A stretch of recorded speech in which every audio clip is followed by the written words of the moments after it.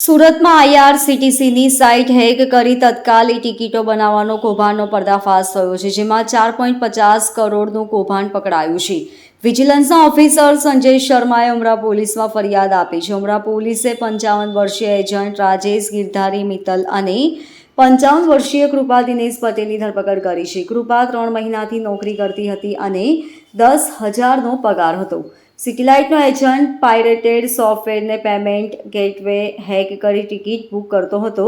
Mumbai વિજિલન્સે red પાડી હતી, જેમાં આઈઆરસીટીસીની વેબસાઇટ હેક કરી પાયરેટેડ સોફ્ટવેર ગર્ડર અને નેક્સ્ટથી ટ્રેનની તત્કાલ ટિકિટો બુક કરાવતો હતો.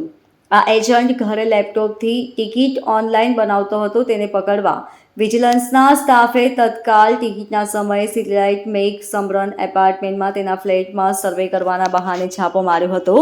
બેડરૂમમાં તપાસ કરી તો એજન્ટ લેપટોપ પર ટિકિટ બનાવતો રંગે હાથે ઝડપાઈ ગયો હતો. સાથે એક મહિલા પણ સામેલ હતી. એજન્ટ રાજેશ મિત્તલ વેશુમાં રહે છે અને સિટીલાઇટના ફ્લેટમાં રેલવેની ટિકિટ લેપટોપ પર બનાવતો હતો. તેના 6 લેપટોપમાંથી 973 આઈઆરસીટીસીના આઈડી પાસવર્ડ મળી આવ્યા હતા.